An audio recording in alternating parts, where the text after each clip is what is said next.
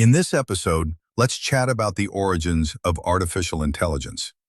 AI seems super avant-garde, right?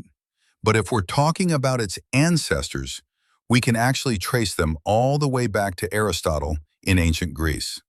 Westerners worship this Greek legend to the point where it's basically every other word out of their mouth is Aristotle. Especially in the Middle Ages, his status was so high it was ridiculous. Everyone just called him the philosopher. You didn't even have to say his name. As soon as you mentioned the philosopher, everyone knew exactly who you meant. You might ask, how big of a deal was he? Well, back in the day, churches and seminaries trying to prove that God actually exists had to pour through his books, borrowing his logic to make their arguments sound convincing. Think about it. When you're the guy people use to validate the Almighty, you've officially hit God-tier status. Even wilder, during the 17th century scientific explosion, giants like Galileo and Newton were busy overthrowing some of Aristotle's ideas. But guess what? The weapon they used to debunk him was the very system of logic Aristotle himself invented. In other words, this logical framework served as the rock-solid, thinking foundation for Western civilization for over 2,000 years. Let's talk a bit more about this formal logic. Its most famous move is the syllogism. It sounds fancy, but it's just deductive reasoning. Basically, you take a major premise and a minor premise to arrive at an inevitable conclusion, looking at the specific through the lens of the general. Let's use a real-world example. Major premise. Houses in the San Francisco Bay Area are ridiculously expensive. Minor premise. Cupertino is in the Bay Area. Conclusion. Therefore, houses in Cupertino must be expensive as hell. See, that's a syllogism. The logic is so tight you can't even argue with it. But here's the catch. As awesome as Aristotle's logic was, it had a major Achilles heel. It was way too stubborn. It only cared about whether the process was rigorous. It didn't care at all about the actual content you fed into it. This one-track mind worked fine in the slow-paced life of antiquity, but in our modern era of information tsunamis, it's a bit too slow to keep up.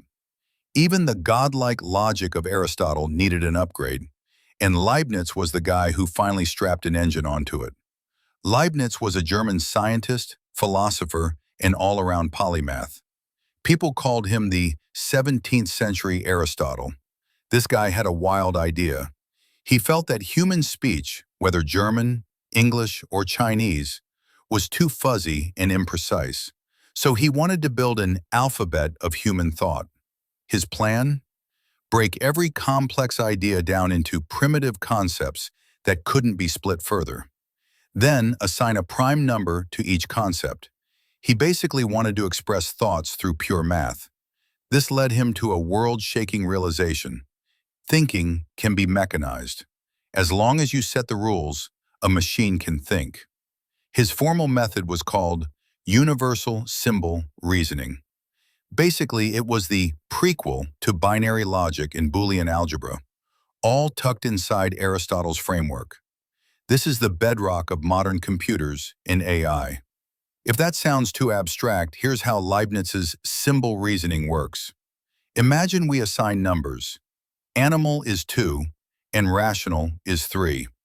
In Leibniz logic, what is a human?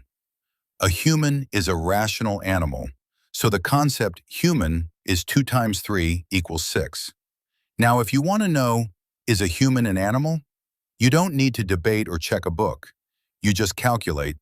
Can 6 be divided by 2? Yes? Then it's true. Simple as that. Leibniz's famous quote still echoes today. If controversies were to arise, there would be no more need of disputation between two philosophers than between two accountants.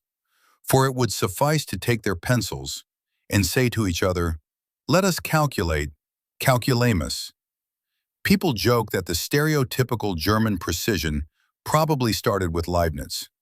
Leibniz wasn't just a math whiz, he was also fascinated by the Eastern I Ching, Book of Changes. One day he saw the Fuxi 64 hexagrams diagram and was shocked.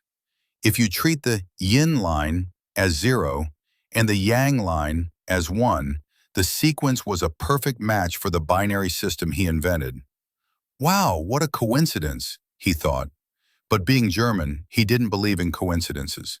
He came up with a few theories.